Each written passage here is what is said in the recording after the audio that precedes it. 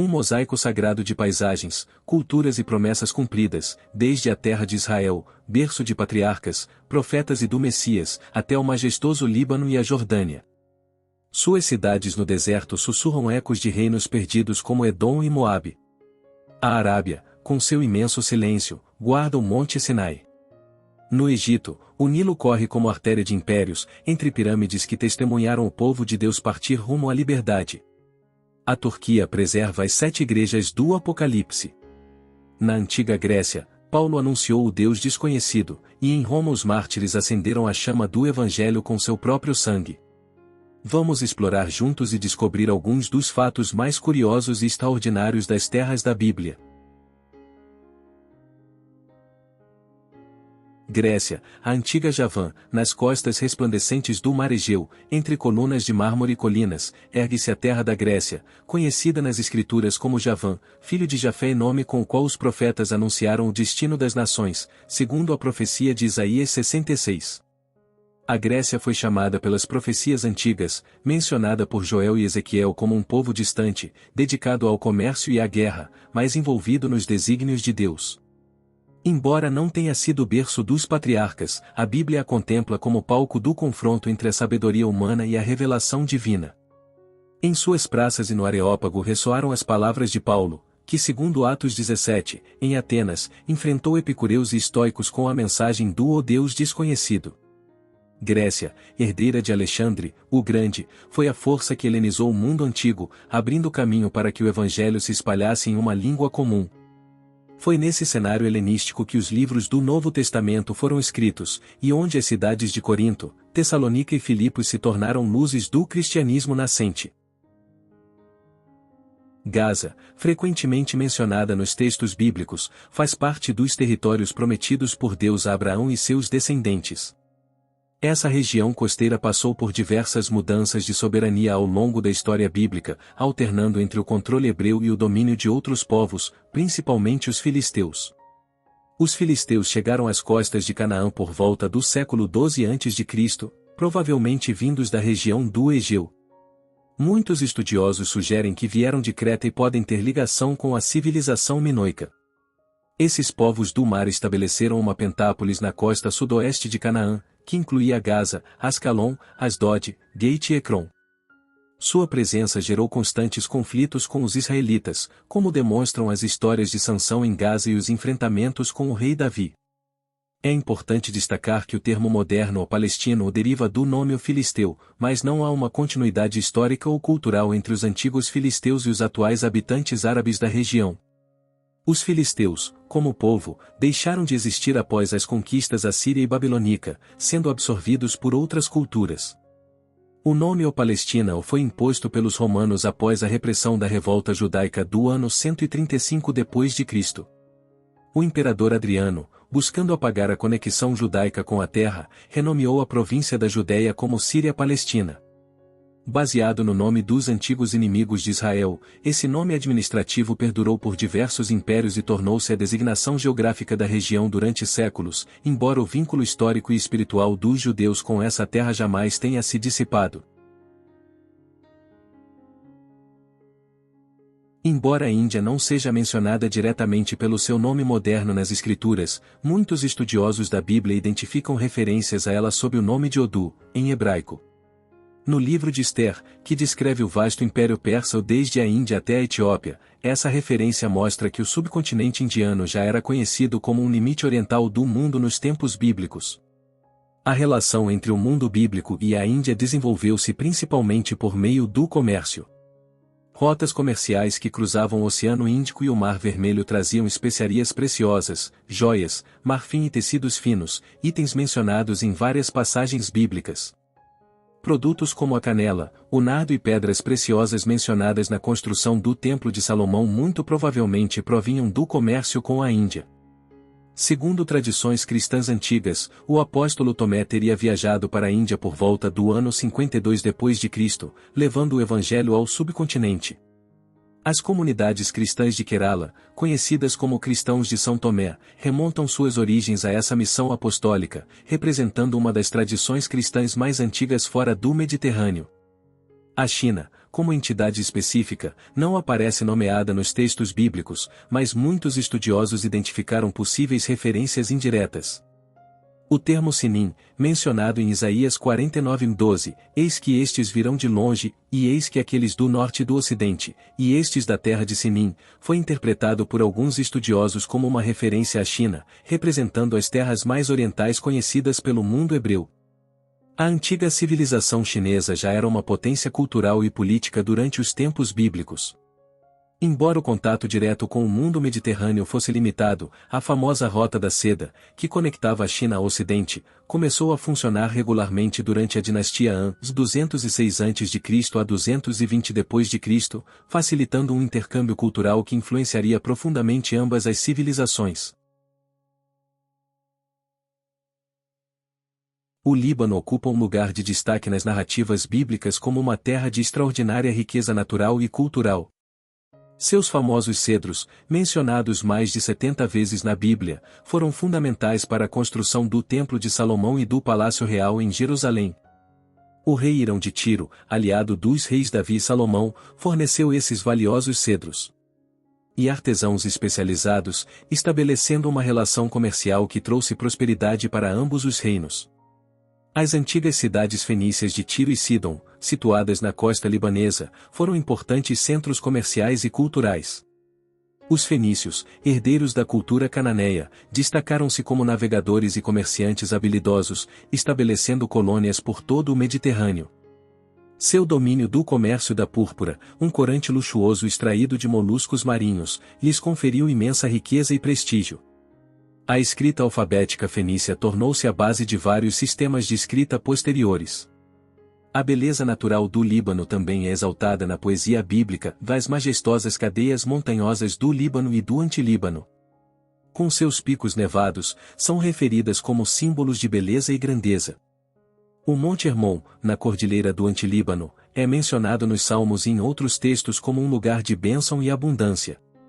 O ministério de Jesus também se estendeu a essa região.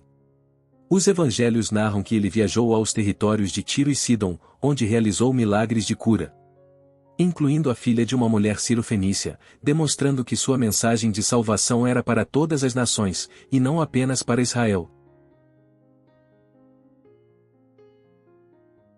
A Armênia ocupa um lugar especial nas narrativas bíblicas como a terra de Noé. Segundo o relato do Gênesis, depois do dilúvio universal, a Arca de Noé repousou nas montanhas do Ararat, localizadas no território da atual Armênia. Esse monte imponente, com seus picos cobertos de neve, continua sendo um símbolo nacional e espiritual para os armênios, que veem esse episódio como o início da sua civilização.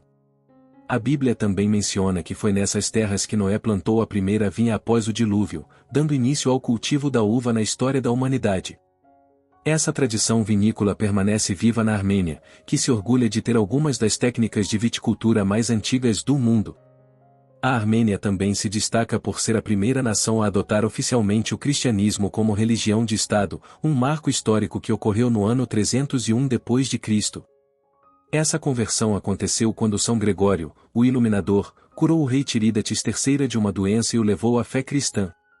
O rei então declarou o cristianismo como religião oficial, transformando a Armênia em pioneira da fé cristã em nível nacional, décadas antes do Edito de Milão, promulgado por Constantino. Desde cedo, os armênios começaram a fazer peregrinações a Jerusalém e chegaram a estabelecer um bairro armênio na cidade, que permanece até hoje como um dos 4 bairros históricos da Cidade Velha. Essa presença contínua mostra os profundos laços entre a Armênia e a Terra Santa.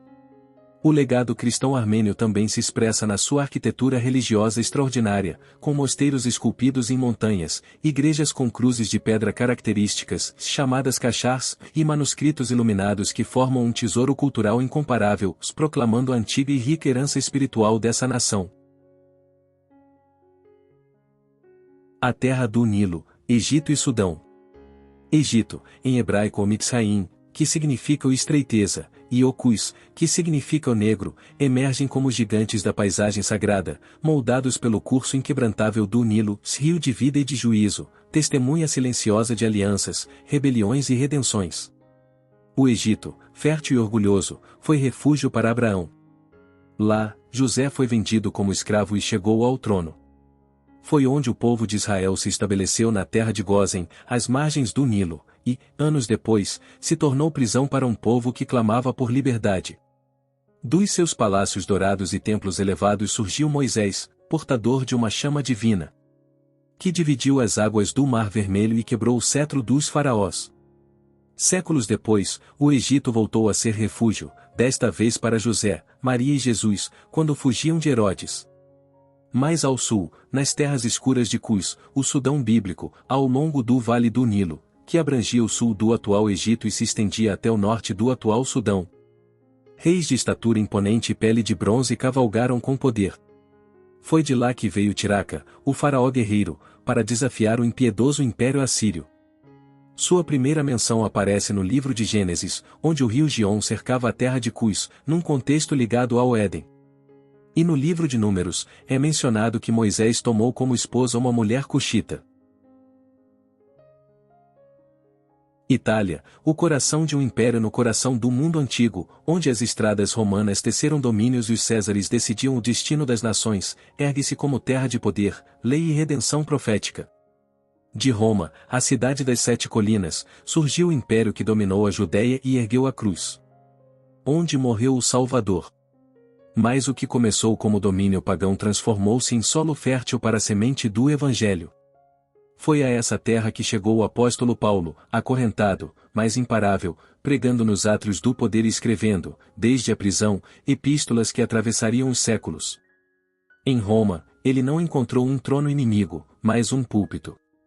Não viu derrota, mas o eco que levaria a fé até os confins da terra. Itália, onde os imperadores perseguiram os crentes, também viu mártires serem coroados em glória, do Coliseu às catacumbas.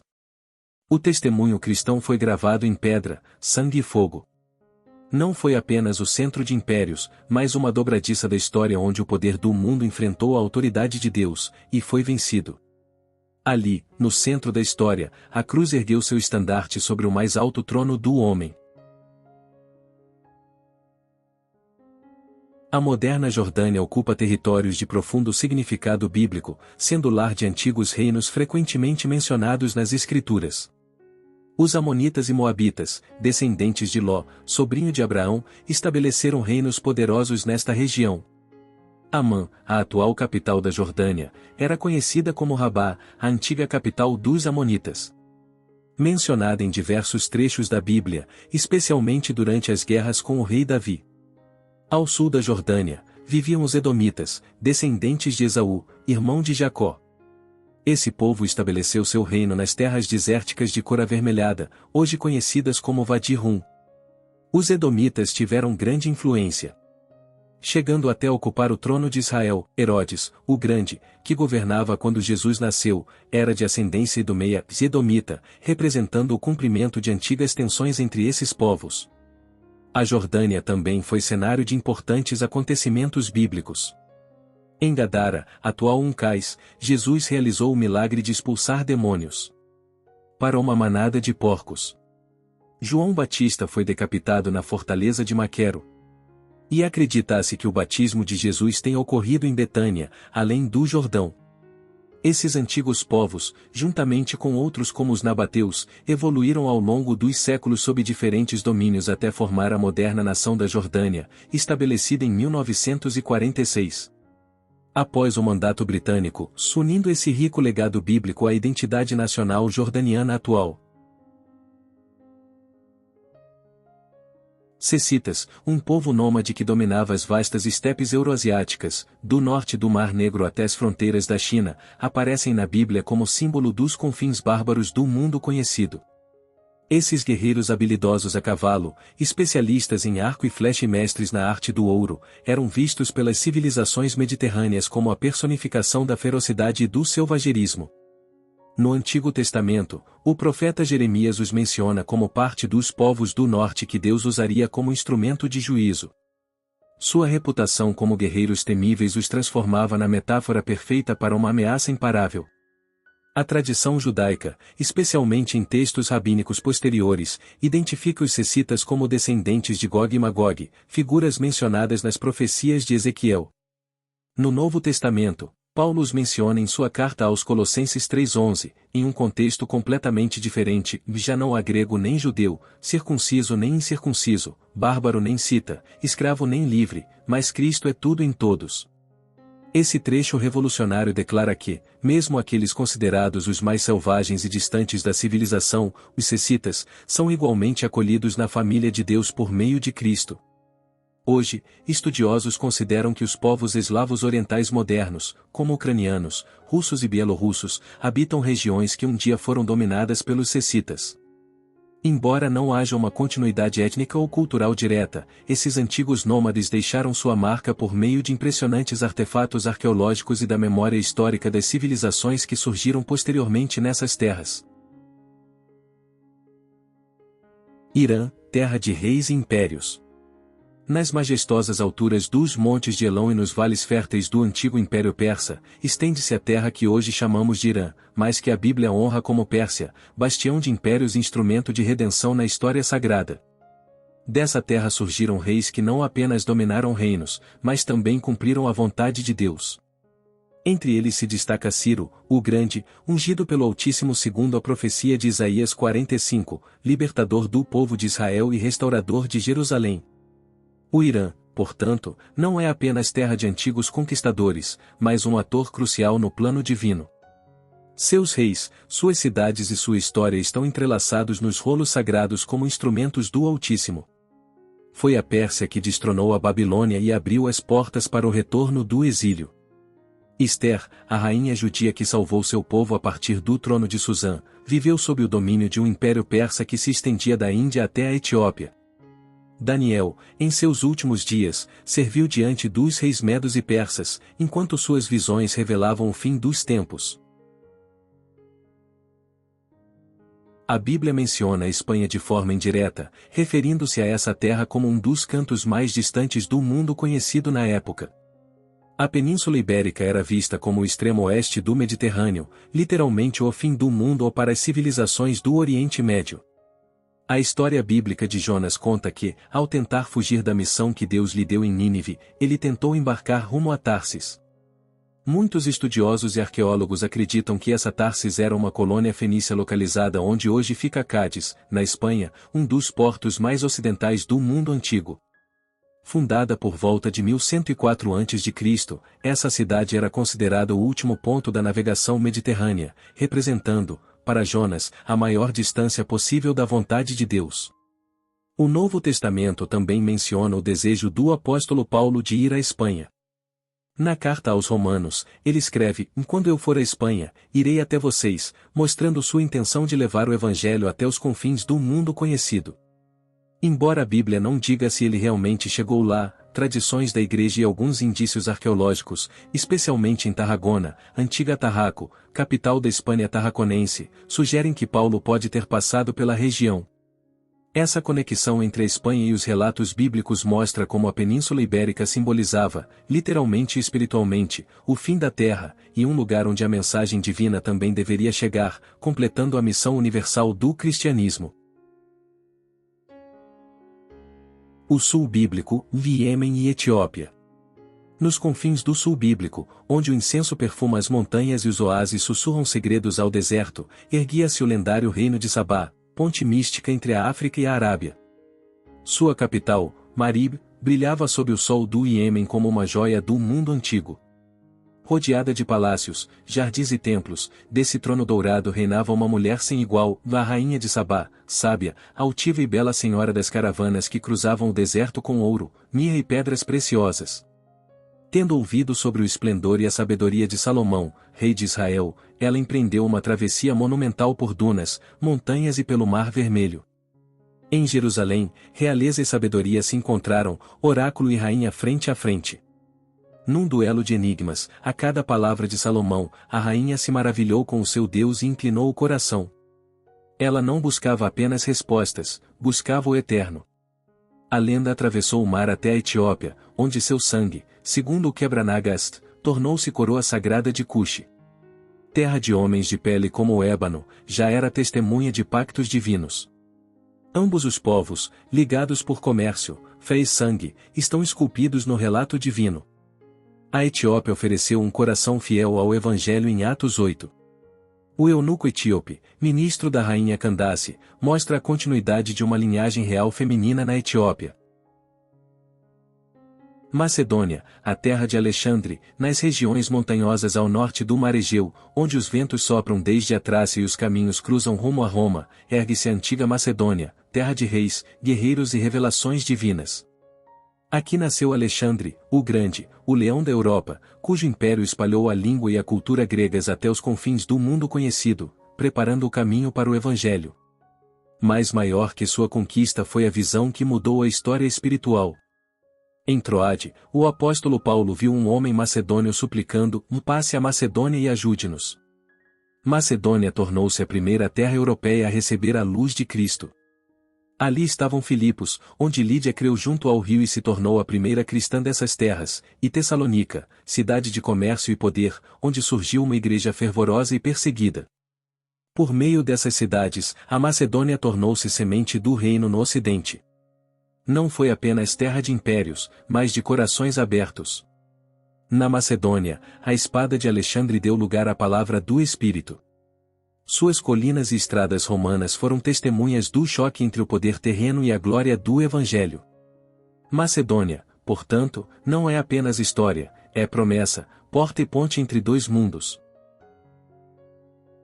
A Síria representa, nas páginas bíblicas, uma fascinante fusão de povos antigos, sendo os arameus seu componente mais proeminente. A conexão aramaica é tão profunda que a Bíblia, por vezes, se refere aos patriarcas hebreus como arameus. O livro de Deuteronômio descreve Jacó como um arameu prestes a perecer, evidenciando os antigos laços entre essas culturas. A história bíblica narra inúmeros conflitos entre os reinos arameus da Síria e Israel. O rei Davi estendeu seu domínio até conquistar a antiga Damasco, cidade que já contava, naquela época, com milhares de anos de história. Essa conquista marcou o início de uma significativa presença judaica em Damasco, onde foi fundada uma das primeiras sinagogas fora de Israel. Com o tempo, tornou-se um importante centro do judaísmo sefardita, que perdurou por gerações. Foi precisamente a essa comunidade judaica em Damasco que se dirigia Saulo de Tarso, um fervoroso perseguidor dos primeiros cristãos. O relato bíblico descreve como, no caminho para Damasco, Saulo teve um encontro sobrenatural com uma luz resplandecente com a voz de Jesus, o que transformou radicalmente sua vida. Esse evento mudou o curso da história, convertendo o perseguidor em Paulo, o apóstolo que levaria o cristianismo ao mundo gentio.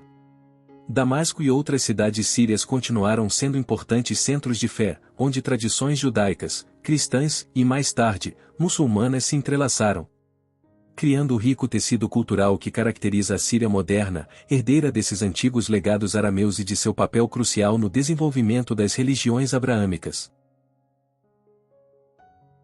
O deserto da Arábia, nas vastas extensões áridas da Arábia, terra de caravanas e reis nômades, floresceram os antigos reinos de Dedã, Temá e Quedar, onde os filhos de Ismael viviam sob céus que conheciam seu destino. A Bíblia menciona a Arábia como a fonte de incenso, ouro e mirra. Tesouros que, séculos depois, seriam oferecidos ao Messias recém-nascido. Profetas como Isaías e Jeremias falaram do juízo sobre a Arábia, destacando as tendas de Quedar e os oásis de Temá, que dariam água aos fugitivos. Mas também profetizaram sua redenção, quando as tribos do deserto adorariam o Santo de Israel. Arábia, mais que uma paisagem, foi palco de revelações e sinais. No árido deserto de Midian, Moisés teve seu encontro com Deus na sarça ardente, onde ouviu a voz que o chamaria para libertar seu povo. Nesse deserto, o Monte Sinai se ergue como testemunha eterna desse encontro divino. A Arábia também foi refúgio do apóstolo Paulo, que, após sua conversão no caminho para Damasco, se retirou ali para receber revelação. Assim, a Arábia não foi apenas um centro de comércio e sabedoria, mas também a terra onde patriarcas errantes e profetas viveram e receberam visões que uniram os destinos dos povos ao reino eterno de Deus. Dalmácia, região costeira do Adriático que hoje abrange partes da Croácia, Sérvia e Montenegro, aparece de forma breve, mas significativa, no Novo Testamento. Na sua segunda carta a Timóteo, o apóstolo Paulo menciona que enviou Tito para Dalmácia, conforme 2 Timóteo 4:10. Essa referência mostra como o cristianismo já estava se expandindo pelos Balcãs no século I, destacando o alcance da missão apostólica que visava formar comunidades cristãs até nas fronteiras do Império Romano. Tito, um dos colaboradores mais confiáveis de Paulo, foi enviado a essa província romana para continuar a missão evangelizadora. Ele ajudou a plantar as primeiras sementes do cristianismo na região do Adriático, uma fé que, com o tempo, floresceu mesmo diante das perseguições romanas, deixando um legado arquitetônico marcante. Um exemplo irônico disso é o Palácio de Diocleciano, em Split, construído por um imperador que perseguia cristãos, mas que mais tarde se tornou uma catedral cristã. Durante o período bizantino, Dalmácia virou um importante centro religioso, desenvolvendo um estilo arquitetônico único que misturava influências romanas e orientais. Apesar das invasões bárbaras e da posterior influência otomana, a fé cristã continuou viva na região, expressa em igrejas, mosteiros e numa rica tradição cultural que segue como parte essencial da identidade dálmata até hoje. Israel é o país da Bíblia, mencionado mais de 2.500 vezes, o que evidencia sua centralidade na narrativa bíblica. Sua origem remonta a Abraão, quando Deus o chamou para deixar sua terra e formar uma nova nação. O nome Israel vem de Jacó, neto de Abraão. Após seu encontro com Deus, sua descendência passou a ser chamada assim. A terra de Israel foi prometida por Deus a Abraão e seus descendentes como herança perpétua, estabelecendo um vínculo espiritual e físico entre o povo judeu e essa região. Durante séculos, os israelitas habitaram essa terra, construindo o templo em Jerusalém como centro de adoração. Após desobedecerem a Deus, o povo sofreu o exílio. No entanto, um remanescente retornou para reconstruir Jerusalém. Foi também em Israel que nasceu o cristianismo, por meio da vida e ministério de Jesus de Nazaré, que era judeu, um israelita da linhagem de Davi. Os primeiros seguidores de Cristo eram todos israelitas, e foi a partir de Jerusalém que a mensagem cristã se espalhou pelo mundo. A Bíblia também menciona, no Apocalipse, os 144.000 selados das tribos de Israel, representando o cumprimento final das promessas divinas para o povo israelita. Hoje, Israel conserva importantes locais bíblicos, o Muro das Lamentações, o último vestígio do templo, o Mar da Galileia, onde Jesus realizou vários milagres, o Belém, onde nasceu, o Nazaré, onde cresceu, e Jerusalém, cidade santa para 3 religiões. Esses lugares conectam o presente à história bíblica, testemunhando a presença contínua do povo de Israel em sua terra ancestral.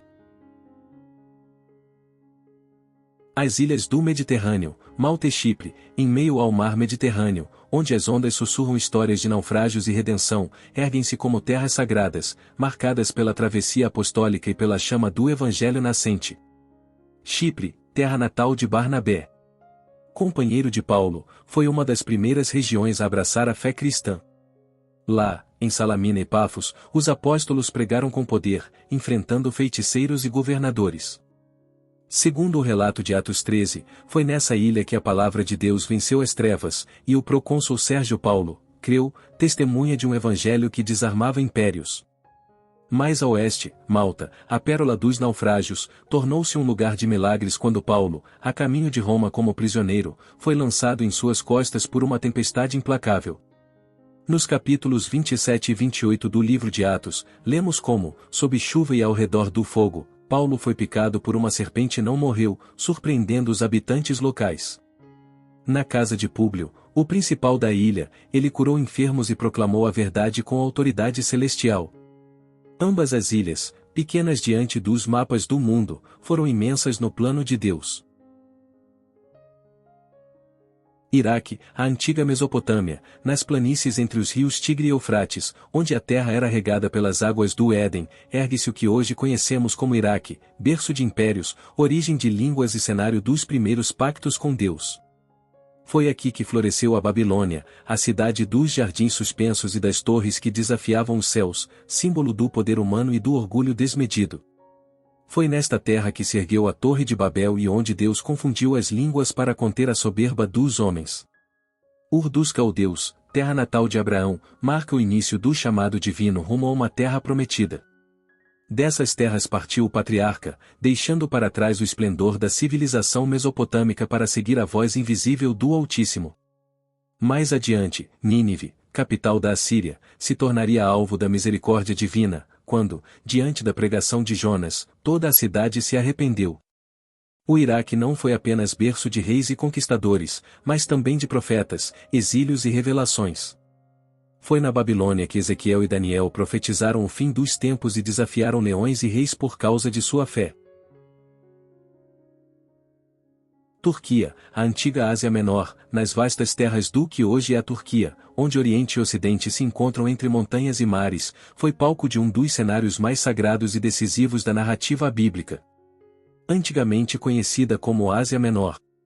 Essa região foi lar de patriarcas, profetas, apóstolos e de 7 igrejas acesas pelo fogo do Espírito. Foi aqui que ficava Éfeso, onde Paulo pregou com poder e onde a palavra do Senhor cresceu e prevaleceu sobre a magia e a idolatria. Em Antioquia da Pisídia, Iconio, Derbe e Listra, o evangelho rompeu fronteiras e desafiou impérios. Também foi na outra Antioquia, a da Síria, hoje localizada na região fronteiriça entre Turquia e Síria, que os discípulos foram chamados de cristãos pela primeira vez. E de onde partiram as grandes missões ao mundo. No livro do Apocalipse, 7 igrejas brilham sobre essas terras: Éfeso, Esmirna, Pérgamo, Tiatira, Sardes, Filadélfia e Laodiceia. A cada uma foram dirigidas advertências e promessas, selando a Ásia Menor como terra de revelação. A Turquia foi berço do testemunho apostólico, da dor, do martírio e da glória futura. Em suas ruínas, ainda ecoa a voz daquele que caminhou entre os candelabros. Esta não é apenas uma nação moderna, se é um santuário da história redentora. Para você, qual informação acha que deveríamos ter incluído ou qual das que mencionamos achou mais interessante? Deixe seu comentário. Não se esqueça de se inscrever no nosso canal, caso ainda não tenha feito isso, e deixar um like neste vídeo. Nos vemos na nossa próxima exploração pelas maravilhas do nosso planeta.